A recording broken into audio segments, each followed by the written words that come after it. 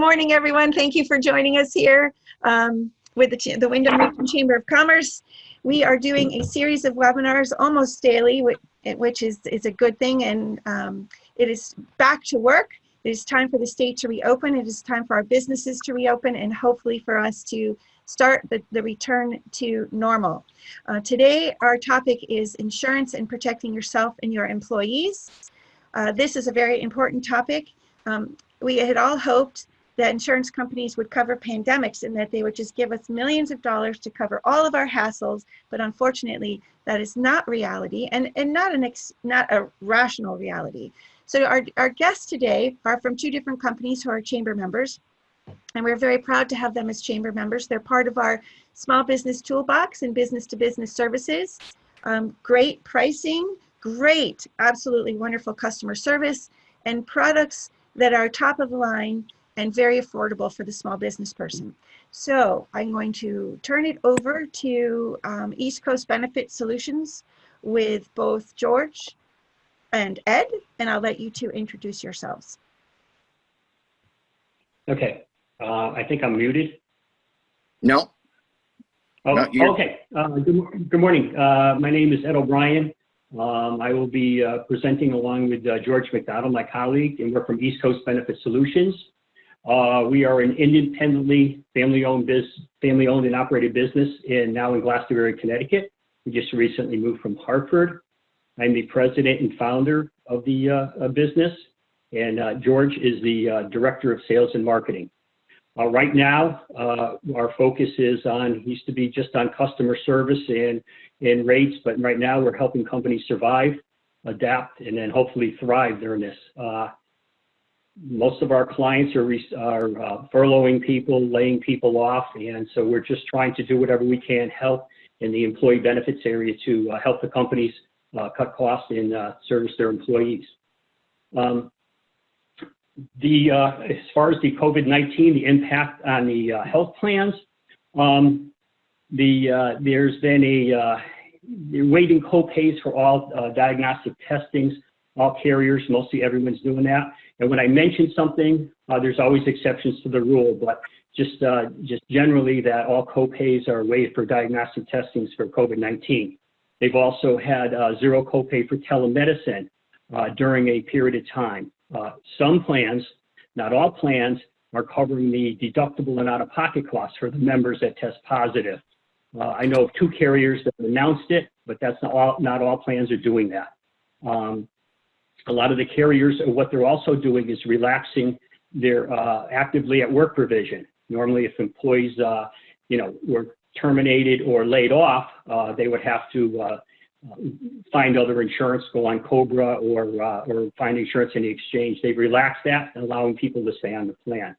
And then just recently, the IRS came with some rulings that they are allowing more flexibility to allow employees to come on and off healthcare plans under Section 125, and that was basically the pre-tax basis that employees could deduct the payroll contributions. And it used to be once you made an election during the year, you couldn't change it unless you had a qualifying event. They're saying this is a qualifying event, so they're allowing some flexibility there.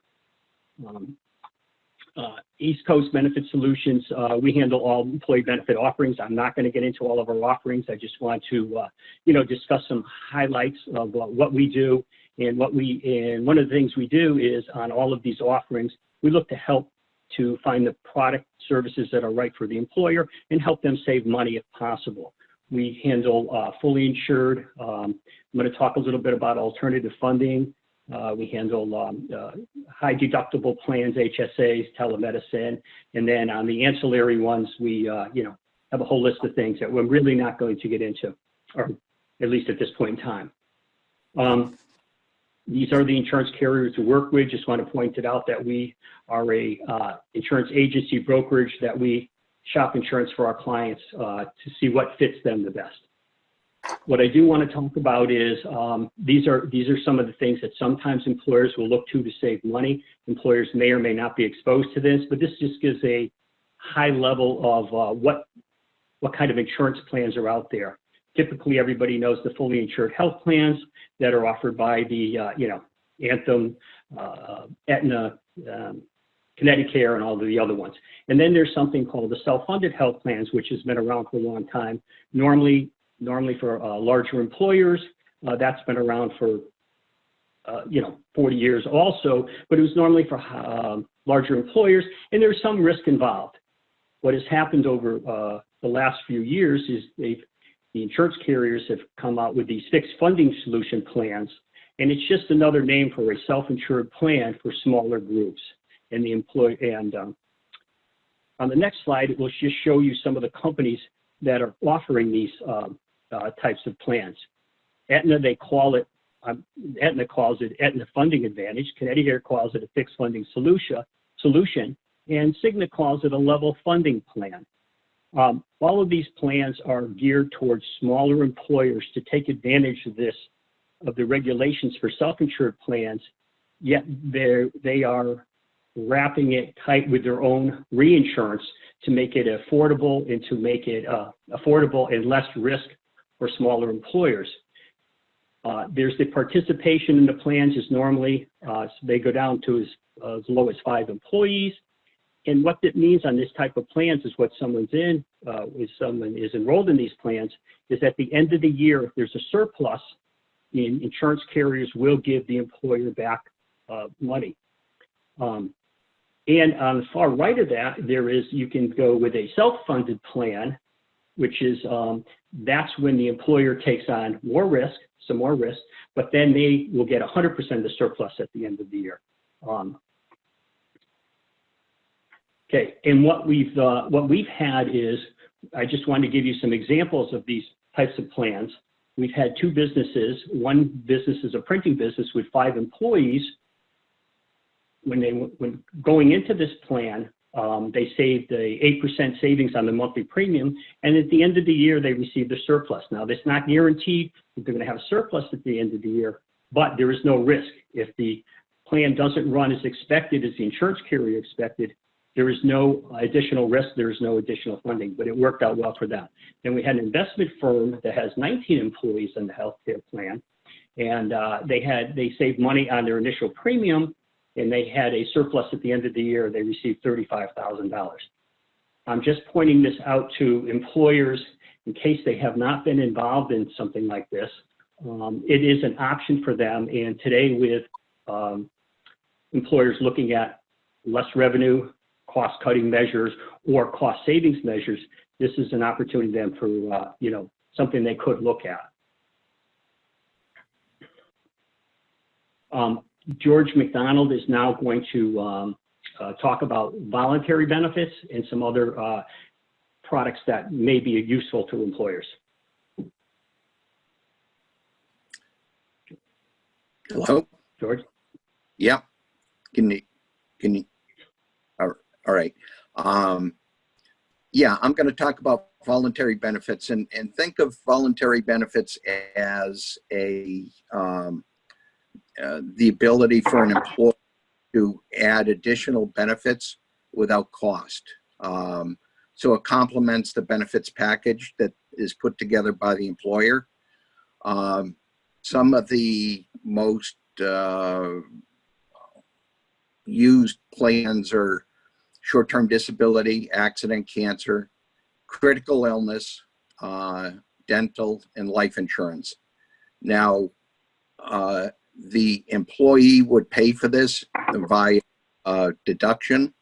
The employer would pay a bill at the end of the month for these different plans. But again, it gives the employer the ability to be able to enhance their package without cost. Now, some of these plans also can be done on a group benefits basis paid by the employer, like the short-term disability, for example, life insurance, dental. You know, those are plans that the employer also may have a group benefit for. But the voluntary really enhances the benefit package. There's no cost to the company.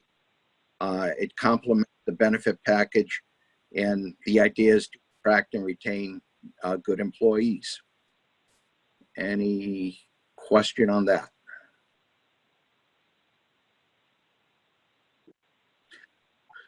Now going to telemedicine. A lot has been said about telemedicine, especially over the last few months. A lot of the doctors are doing their visits via telemedicine. I am going to speak about, the benefits of it. Obviously, you have the ability to be able to talk with a physician 24/7. There are telemedicine programs that are available 24 hours a day, 7 days a week. And it provides medical treatment for common ailments. There's a lot of things that you really don't need to go to the doctor's office for. And they can be managed through telemedicine. Physician with telemedicine does have the ability to be able to write a prescription if you needed an antibiotic. Some of the things that are real items that would fall into this category would be allergies, arthritic pain, cold, flu, sprains, strains, headaches, insect bites, things of that nature. And there is a standalone plan that's available on this that would be under $6 a week per month per employee. That would give the employees access to this plan on a 24-hour day basis to complement their physician. Any questions on this?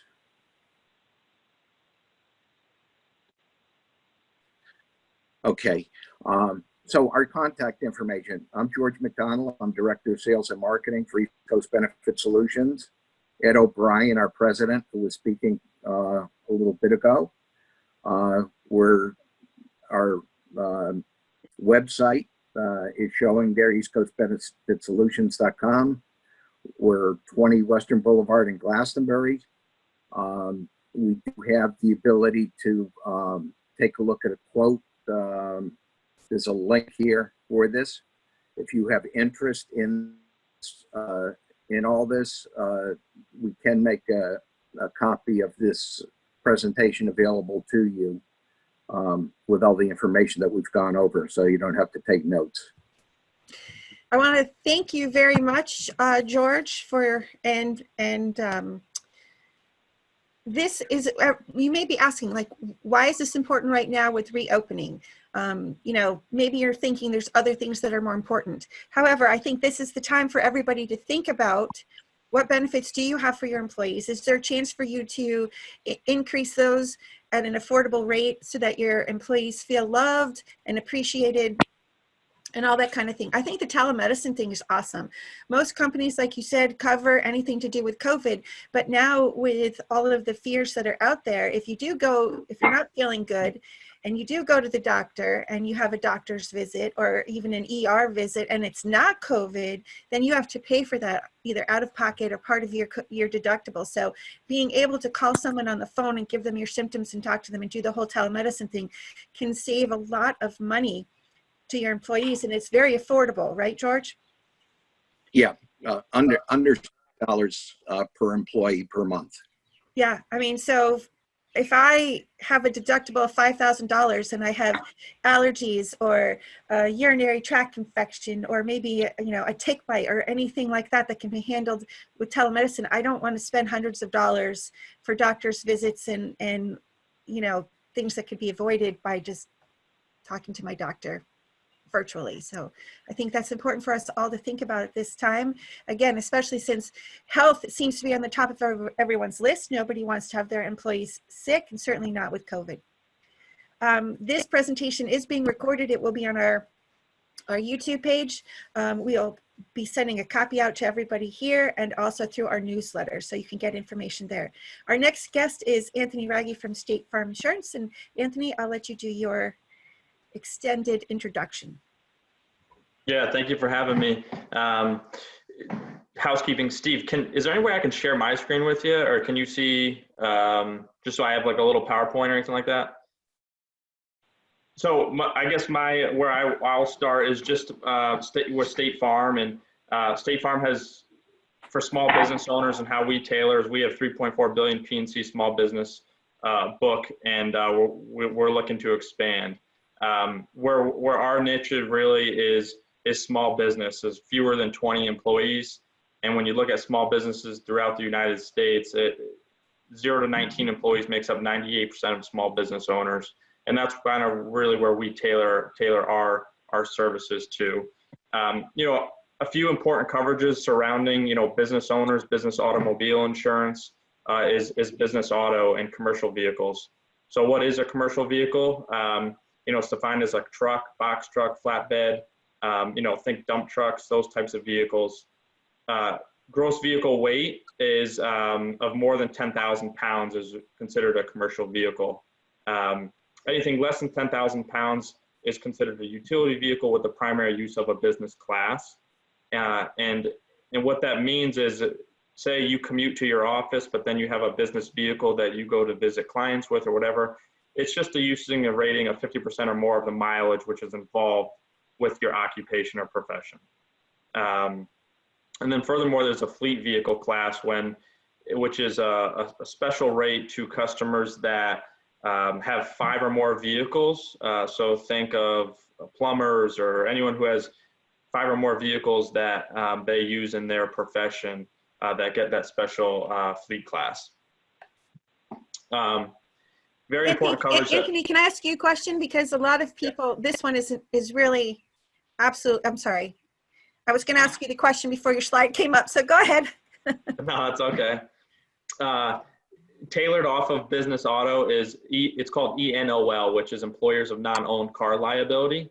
And this is really important. Think any one of your employees who drive vehicles throughout the course of the day, maybe to run an errand for your business, even to go to a bank, or think pizza delivery, any type of professions that have any delivery, they're using their own vehicle. So they're using their own vehicle in the course of the work. Where this can kind of play in is that, say your employee gets into an accident while on business or doing a business errand.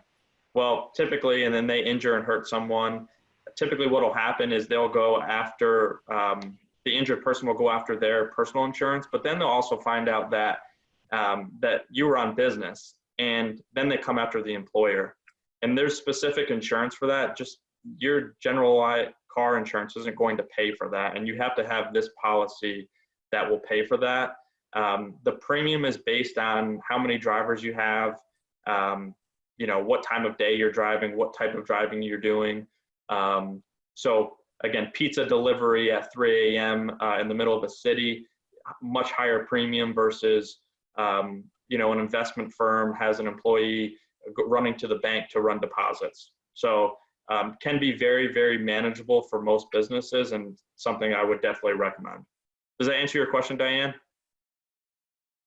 Yes, it does. And a lot of people don't realize that if you are driving your own car and you are doing company business, your insurance, your personal insurance will not cover you if they find out you're doing work. So it would be like having no insurance on your vehicle, and that's liability and everything. So most people don't realize they should really have this. So that was the one thing I wanted to make sure that and it's very affordable. We have it for the chamber, and it's under $100 a year, I think. So yeah, very cheap. So again, Perfect. Premium is based on with different different things, professions, but so then you have your business owners, which is your general liability, what most people call it. You know, I was just a State Farm agent. We want the best for our customers. There's 19,000 State Farm agents over the course of the United States, and how we're structured is we are all independent contractors. We are business owners. We manage our own team. We pay our own bills. So we understand, as a State Farm agent, we understand the struggles and everything that the business owner needs. There's 2 different main kinds of coverage under a business owner's or general liability policy. You have your liability and you have your property coverage. So think property is to protect your buildings, your business personal property, your equipment, and that would be covered under a direct physical loss. And you also have your liability, which is to protect yourself financially against claims or anything that would happen to your business as far as someone maybe coming after you legally. So examples of that would be, say a customer brings a lawsuit against you or your company. Your business has to shut down, depriving you of your income. And as Diane said, unfortunately, pandemics, COVID isn't something that's covered under a general liability policy, as much as we would love for everyone to put in a claim and for us to start collecting, so that it's just something that's not covered, along with like acts of terrorism, things like that. Those are typical things that aren't covered under a general liability policy. Maybe your office is damaged due to a fire or vandalism. That's something that we would cover. Or your business documents are lost or destroyed due to a covered loss. There's also what's called an inland marine policy. Inland marine insurance generally covers property that is in transit or movable. It says the nationwide marine definition describes that all types of property through marine coverage is designed through an inland marine policy. Like I said, property in transit, property related to transportation and communications, or property that is mobile. So think of a contractor, say maybe someone who just mows lawns, and they have their weed whackers or string trimmers, and lawn mowers are $10,000, $15,000 each now for a commercial lawnmower. Those are all things that you bring from job to job that need to be covered under what's called an inland marine policy, and they give you much broader coverage versus just scheduling it on your business owner's policy. Something else you would want to consider is professional liability. So professional errors, omissions, and mistakes. This is something that's not covered under your business owner's general liability policy. This can help you pay defense costs, judgments, or anything, allegations that are arising out of an error, omission, or something that you did while providing your professional services. And some examples would be, some examples that I came up with would be maybe through a dentist practice where you had an assistant mishandle a patient's file, or they mixed up the file and they extracted the wrong tooth. This happens, or they examined for oral cancer and there appears to be nothing, but then 2 months later you get oral cancer and they should have caught that. That's something that professional liability would cover you for. Our two areas where we kind of features that our policies have is we have different deductible plans for you to tailor your needs, where obviously the higher your deductible, the lower your premium would be. And this would cover legal defense costs that are covered even if the charge is found to be, grounds for dismissal, which unfortunately happens a lot. Everyone, wants free money, so to say, and there's no grounds for it. But State Farm would pay for those legal defense fees even if there was nothing, no legal grounds on it. I'm sure everyone's heard of workers' compensation before, and workers' compensation pays for or provides benefits to your employees and possibly you as a business owner if you want to be covered due to injuries or illnesses arising out of the course of employment. Okay. This is really important. Say you have an employee who slips and falls, and next thing they know, they're out of work. Well, this is something that would help pay for that employee to manage those losses. And each year, how the premium is derived, it's through audits. And when we think audits, we're not talking about the IRS. Everyone always gets up in arms. It's an internal audit, which is based on the estimated payroll. So obviously a business with $1 million in payroll a year has a much higher risk involved versus a company with $100,000 in payroll a year. And that's exactly how these premiums are driven. Also with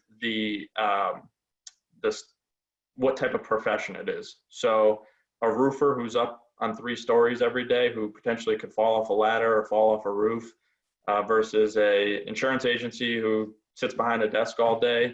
Obviously 2 different types of professions with 2 different types of risks involved. You also have what's called a commercial general liability policy. And this is to provide more coverage on top of your general liability. Think of maybe an artisan service contractor or a business auto. It would go on top of employer's liability, any type of religious organizations. So how typically this works is, say you had $1 million in general liability on your business owner's policy, and that were to be exhausted, and this is where the commercial liability umbrella policy would kick in on top of that. Again, very affordable. Obviously depends on coverage and the type of business, but typically, I mean, you're looking anywhere between $150 and $500 a year for an extra $1, $2, $3, up to $5 million in general liability coverage on top of your regular business owner's policy. Who needs it? Personally, I believe every business owner needs it. Anyone who has a general liability or auto liability policy. Just on the personal side, I'm sure everyone's heard of a personal liability umbrella policy. It acts in the same exact way. So if your auto or home liability limits were to be exhausted, your personal liability umbrella policy would kick in. It's the same thing for your business. It's to protect you as a business owner, protect your business. So who is insured and what's covered? Everyone always asks me, is this covered, or what's not covered? So who is insured is the business or the individual, corporation, partnership, LLC, whatever, how your business is structured, and whoever the named insured is, that's who is covered. What it does cover is bodily injury, personal injury, property damage, advertising injury, anything that your business unfortunately is taking legal action on. This is where that would pay for you. The last topic would be just the integrity of your business, which is through bonding.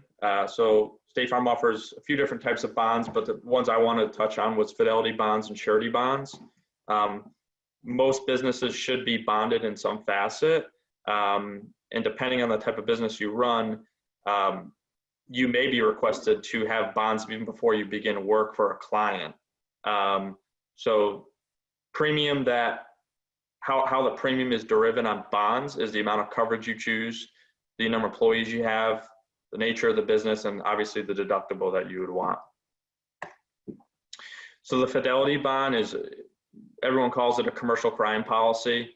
So it's a loss to your business of money or securities. Say your employee steals money out of the cash register, or you own a cleaning business and you have 3 employees and someone's in the house and they find someone's safe and they steal jewelry out of the safe. You as a business owner are now responsible for that, and this is where that bond would protect you. There's 2 different types of bonds, or within a Fidelity Bond is a blanket bond, which would just cover all your employees, new employees, existing employees. There's no named employees, and it's typically used with businesses with a large number of employees, or a business that has just really high turnover. You can also do what's called a schedule bond, which means you schedule those individual employees and you also schedule how much that particular employee it would be bonded for. And again, it's used for specific employees of your business. The last topic was the Surety Bond, and the Surety Bond would guarantee that you comply with the contract or agreement that you have through the customer. So an example with this would be, say, a general contractor or a financial planner or an insurance company that is carrying out a contract through the customer. And there's 3 people involved typically. There's a principal, which would be you as the business owner, and you must perform the said work that was outlined in the contract. And then you have the obligee, who is requiring the bond, typically the customer, right? They want some type of assurance that you're going to fulfill what you said you're going to fulfill. And then there's the surety, which is the insurance company. In this case, it would be State Farm, which offers the financial backing, to ensure that you comply with the bond conditions. And if there's a valid claim, this isn't like your typical insurance policy where if there's a valid claim, the insurance company pays back. No, bonded means you're actually obligated to reimburse the insurance company to fulfill that contract. We're just going to front it financially for you using the insurance company's financial backing. That was all I had for everyone. Did anyone have any questions or anything like that? So if you have a question, you can type it in the chat box. I don't see any right now. I think the presentations were pretty thorough. It is important when you are starting up from not being in business that you take the opportunity of being a little slow right now and looking over all aspects of your company and your business and making sure that you have the proper coverage. I know that I've talked to a lot of people through this process and said, well, do you have this insurance and that insurance? And they're all like, I don't even know what that is. So I think it's a great opportunity for you to look at all aspects of your business and take the time to reevaluate. Most of the webinars that we're doing are of two kinds. One is, here are programs, here's information, here's things that can help you that are out there. The second thing is, here's kind of our advice and guidance, and here's some things you should think about doing, looking at your business, growing your business. Is it right to open? Is it not right to open? What other things can I do to save money? Like maybe telemedicine. What other things can I do to help my employees? Or at least offer them some kind of benefit for coming back to work. I hate to say it, but the $600 unemployment, FPUC, federal pandemic unemployment compensation of the $600 a week is making it difficult for many, many, many, many small businesses, especially with lower wage employees. So a way for you to get them to come back is to offer them some additional benefits. And George and Ed had some really great things there that people are looking for. And then again, you want to make sure that you're covered. The ENOL, for example, most people don't even know that you need to have insurance if your secretary or admin or bookkeeper is running to the bank. Or maybe somebody goes to the post office every morning. Or maybe somebody just runs out and gets your staff lunch. It's their turn to go get lunch. Any of that work-related stuff's not covered unless you have that insurance. Okay, do you guys want to talk about it? Since I don't see any questions popping up, because I said it was great. If you'd like to say a few more words, you can do that. Do you have anything else you would like to add? George, Ed, Anthony? I will say that if anyone has any other questions after this, they can give us a call or email us. This information in this presentation will be up on the website, and we'll email it out to everybody in our newsletter. Were you going to say something, George? Yeah, we appreciate the time to kind of go through these options that are available in this difficult time. Great. Okay. Sorry? And I want to thank you, Diane, because, George and I belong to a few other chambers, and the information coming out of your chamber is just incredible. I just take that information and I pass it on to my clients just right as is. You don't have to reword it. So I got to thank you for, you're the most informative, and you get the most information out. I appreciate that, Ed. It does take a lot of work. To make sure that we give accurate information. And we're fortunate that we have the SBDC with Greg Lewis that I talk to all the time about, is this accurate or not, or what's going on, and what do you guys get? So our best advice is to get everything straight from the horse's mouth, which means even you guys. So don't listen to other people, don't pay attention to Facebook, newspaper articles, nothing. If you need a question and you want to know the facts, go directly to the horse's mouth, which is to your insurance agent in this case. And I want to thank you guys for being here and taking time out of your busy day. I know that you guys are very valuable chamber members, and you're here to help the rest of our members and for the general public. So thank you for spending the time to be with us, and hope everyone out there stays healthy. If you need any information, just give us a call. Okay? Thank you, guys. Thank you. Thank you.